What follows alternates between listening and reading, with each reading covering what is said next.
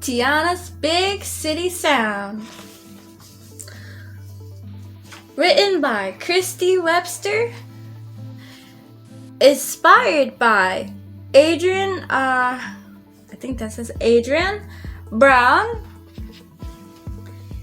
Illustrated by the Disney Storybook Art Team.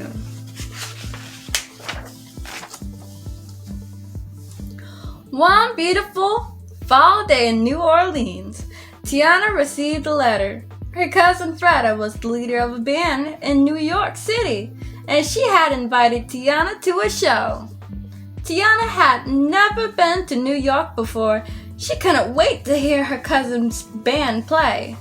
Tiana said goodbye to her mom and Louis. She left Naveen in charge of her restaurant, Tiana's Palace, and boarded a train headed north. Settling into her seat, Tiana got ready for a long ride. But the train was so much fun, she hardly noticed the hours going by.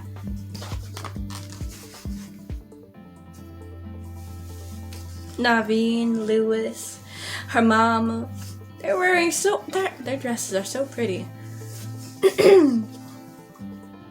This is our on the train. Right here, Tiana. Aw, the little girl's so cute. 2 passengers and whatnot.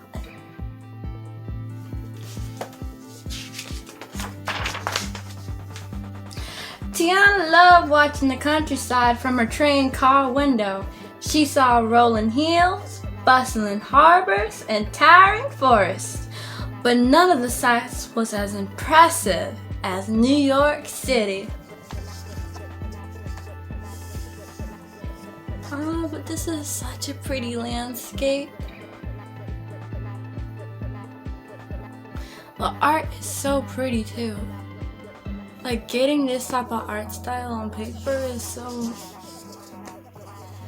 It's so nice. It's such a good talent.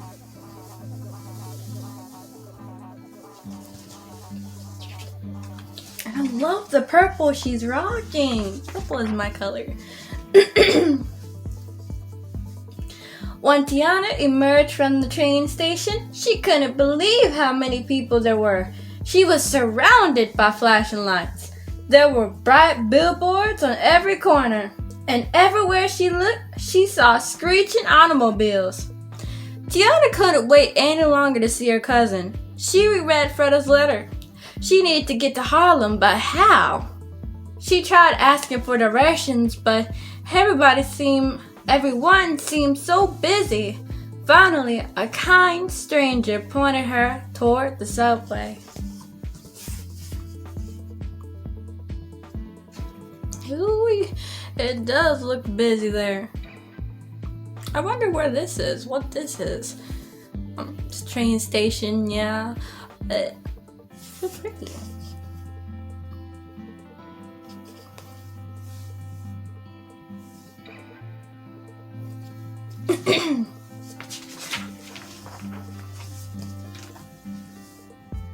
When Tiana arrived at the theater, her cousin ran out to greet her. "I'm so glad you're here," Freda said. "But I have some bad news. Our usual joint is closing," Freda explained. "There aren't going to be any more shows."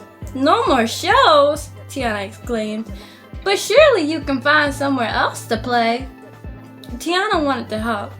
She promised Freda and the band that she would find a new venue for their show.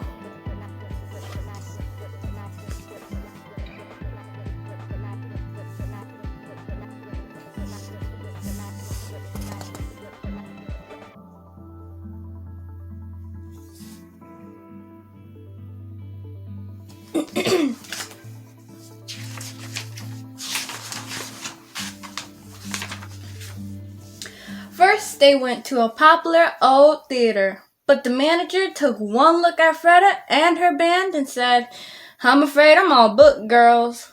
He closed the door before Tiana had a chance to respond. Next, they took the subway to a local jazz club. "I only booked the hottest acts," the owner said.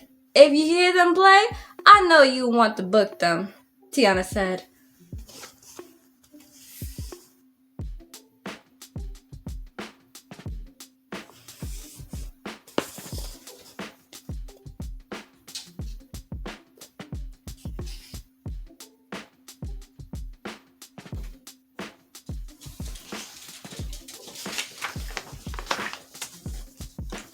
Freda and the band nodded eagerly.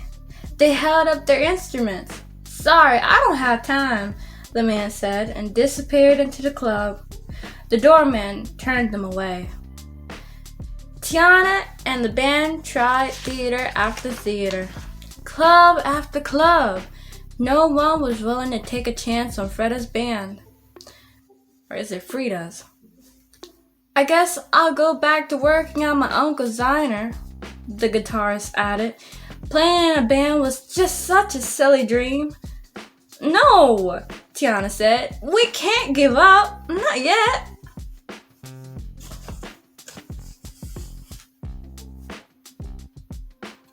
Tiana is so hopeful. As always. Maybe she don't know what to do, but she will get to where she's trying to go eventually.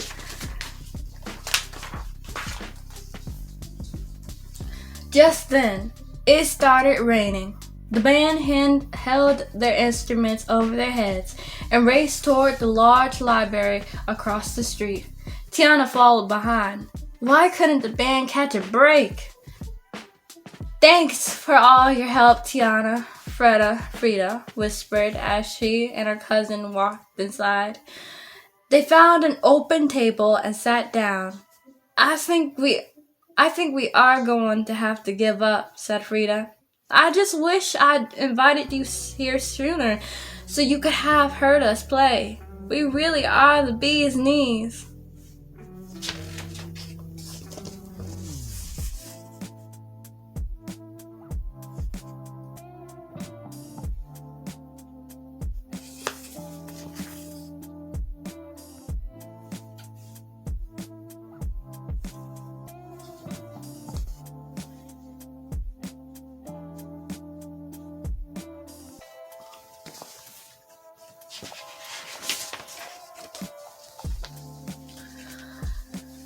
Tiana wished she knew what to do. She got out of her seat and looked out a window. Back home, whenever she didn't know what to do, she would make a wish on the evening star, Evangeline. Because of the weather, she couldn't see the star, but she could see the high ceilings of the library's main room, the lovely oak windows, and the neatly arranged table and chairs. It reminded her of her restaurant, and it gave her an idea.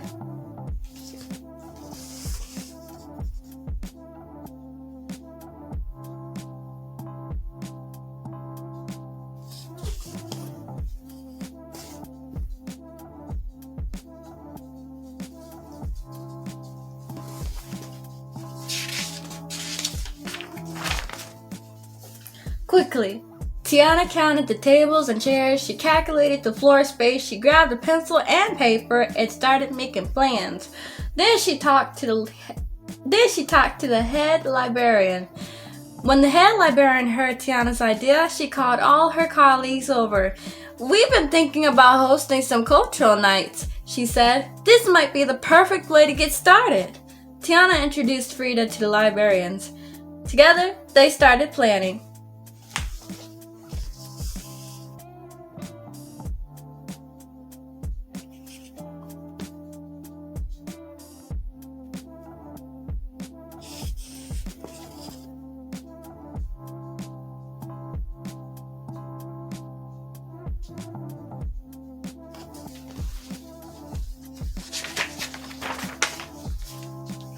That night, long after the library would normally close, it was full of people. When Frida and her band started playing, even more folks crowded in. They wanted to know who was making such amazing music. Tiana wasn't surprised. Her cousin's band really was the bee's knees.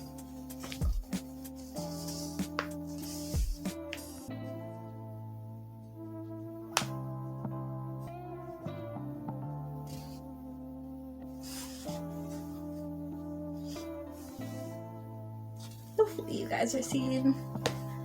Oh.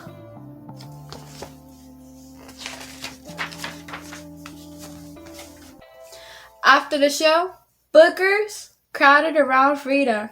competing to get her band to play at their theaters. Other attendees went up to the head librarian, asking what they could expect at the library next. Poetry, plays, an art show? From the library doorway, Tiana looked up at the night sky. It was clear, and Evangeline shone brightly. Her plan had worked, better than she could have ever dreamed. Could have dreamed.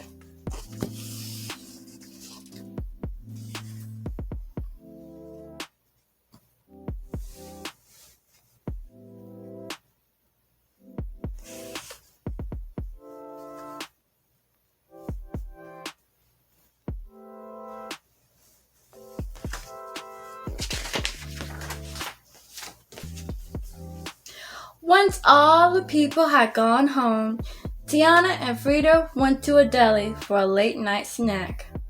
"Thank you," Frida said. "We never would have played the library without your help." "I have an idea for your next venue too," said Tiana. "Tiana's Palace. It's the bee's knees."